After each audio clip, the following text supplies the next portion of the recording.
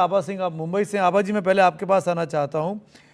हमने मतलब 12 सालों में लगता नहीं कि कुछ सीखा है। मुझे याद है 2012 में जब निर्भया हुआ था, तब भी मैं आपसे टीवी चैनल पर बैठ के ऐसे ही डिबेट करता था, ऐसे ही शोज करता था, तब भी महिलाओं में वही गुस्सा दिखता था। 12 साल पहले जो सुप्रीम कोर्ट की टिप्पणियां थी, जिसके बाद पॉश वाला कानून बना, और आज चीफ जस्टिस की टिप्पणियां हैं, लगभग उसी लाइन पर हैं। क्यों हम नहीं सुधर पा रहे हैं? दिक्कत कहां पे है आभा जी? सुमित जी बहुत सही कह रहे हैं। देखिए, हैशटैग भी चल रहा है निर्भया 2, और मैं कह दूं निर्भया 3 भी होगा, निर्भया 4 भी होगा, क्योंकि हम जो है कोर पॉइंट पे नहीं जाते हैं। आज अगर कलकत्ता में रेप हुआ है तो हम ये नहीं देख रहे हैं कि कारण क्या थे, क्या सॉल्यूशंस है।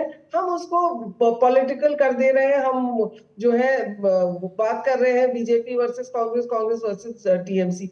मुझे लगता है कि विमेन को कभी विमेन लॉज, विमेन राइट्स को सीरियसली इस कंट्री ने लिया नहीं। आपने सही कहा कि बेटियां नहीं है, बेटों को समझाओ। अगर आपने ये मैसेज कन्वे कर दी होती कि दिस इज एन ऑफेंस, और आप अगर इस तरह का महिलाओं के प्रति क्राइम करेंगे तो आपको सजा कड़ी से कड़ी होगी। 2013 में फांसी की सजा आई, बट निर्भया के रेपिस्ट को फांसी लगने में 11 साल हो गए। तो क्राइम और पनिशमेंट का कनेक्टिविटी नहीं हुआ, और जो लॉ में डेटरेंस होना चाहिए वो डेटरेंस नहीं आ पाया। दूसरी बात, इतने शर्म की है कि हम 77 इयर्स ऑफ इंडिपेंडेंस के हैं, हम आजादी का महोत्सव मना रहे हैं, अमृत काल मना रहे हैं, लेकिन हमारे पास ट्रेनी डॉक्टर्स के लिए रेस्ट रूम्स नहीं है।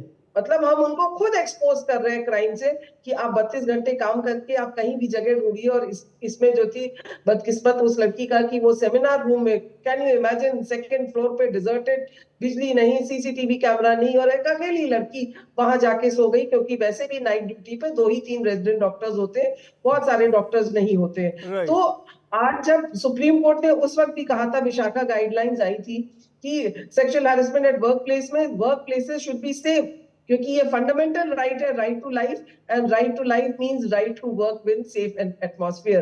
तो तब भी सुप्रीम कोर्ट के कहने से कुछ नहीं बदला। आज सुप्रीम कोर्ट जो बातें कह रहा है, ये क्या सुप्रीम कोर्ट के लेवल पे बोलने की चीजें थी? ये तो हमारे तंत्र को कब से कर देना चाहिए बिल्कुल था ठीक कि बात है। आप आज़ादी तो के 77 साल के बाद भी अगर चीफ जस्टिस को ये बताना पड़ रहा है कि हमको सीसीटीवी लगाने हैं, हमको लाइट लगानी है, हमको वहाँ पर एक अलग रूम होना चाहिए, तो लानत है पूरे के पूरे सिस्टम पर। आभा जी, आप हम दोनों से बेहतर कानून जानती हैं, वकालत जानती हैं, सिस्टम को जानती हैं। मैं आपसे पूछना चाहता हूँ कि क्या डॉक्टर्स जो ये कानून मांग रहे हैं कि भाई हमको हमारे अस्पतालों में निश्चिंत होकर सुरक्षित तरीके से काम करने की इजाज़त दी जाए, हमको हमारे हमारे जो जो सरकारी कर्मचारियों के साथ होता है ना कि आप उनको परेशान नहीं कर सकते, मारपीट नहीं कर सकते, ऐसी इम्यूनिटी डॉक्टर्स को भी मिले अस्पतालों में जब वो काम कर रहे हो, अपनी क्लिनिक जो काम कर रहे हो। क्या ये संभव है? क्या ये हो सकता है?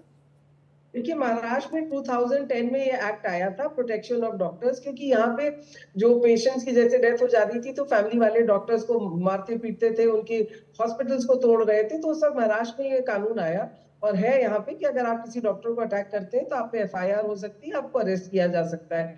आज सुप्रीम कोर्ट ने भी देखिए ये बात बोली कि हॉस्पिटल में पेशेंट के रिलेटिव जो है एक सीमा के बाद अंदर अस्पताल नहीं जाएंगे, क्योंकि सुप्रीम कोर्ट समझ रहा है कि रिश्तेदार अंदर आते हैं और कुछ अनहोनी होती है तो ये अटैक करते हैं डॉक्टर को। लेकिन जो सेंट्रल प्रोटेक्शन एक्ट जो डॉक्टर्स मांग रहे हैं, जो डॉक्टर्स रेजिडेंट्स एसोसिएशन मांग रहे हैं, वो आज तक नहीं आया। बिल इंट्रोड्यूस हुआ पार्लियामेंट में, लेकिन वो पास नहीं हुआ। जो अब हेल्थ मिनिस्टर नड्डा जी ने शायद कहा भी है रेजिडेंट यूनियन से जो मिलने गई थी कि हम कंसिडर करेंगे। मैं कहती हूँ कंसिडर क्या कर रहा है? कोविड के वक्त जब डॉक्टर्स अपनी जान पे खेल के लोगों को बचा रहे थे, कितने डॉक्टर्स कोविड में मर गए, तब एक ऑर्डिनेंस लाई थी ये सरकार। ऑर्डिनेंस सिर्फ 6 महीने के लिए होता है, तो आप टेम्पररी कानून क्यों लाते हैं डॉक्टर्स के लिए? अब आज फिर कुछ लोग कह रहे हैं ऑर्डिनेंस तो लाइए नहीं, आप एक प्रॉपर कानून लाइए। डॉक्टर्स को आपको प्रोटेक्ट करना पड़ेगा, क्योंकि आप ये कह दीजिए कि किसी की डेथ हो गई तो नेग्लिजेंस था। नेग्लिजेंस 0.01% होगा। कोई भी डॉक्टर नहीं चाहेगा बिल्कुल कि ठीक बात है। उसके हॉस्पिटल में पेशेंट मरे, क्योंकि उसकी प्रैक्टिस पे भी तो धक्का पड़ेगा, उसके नाम पे भी बिल्कुल। धक्का पड़ेगा। तो ये सेंट्रल एक्ट अभी तक आया नहीं है। क्या होता है कि सरकार जो है वो अपनी कुर्सी बचाने में लगी रहती है, आपस में एक दूसरे को गिराने में लगी रहती है। जो सेंसिटिव इश्यूज हैं, जो रेलेवेंट इश्यूज हैं, उस पर कानून तब तक नहीं आता जब हमारे और आप जैसे लोग, आप मीडिया पे चलाते हैं और हम एक्टिविस्ट जी। जो है सड़कों पे आके धरना देते हैं।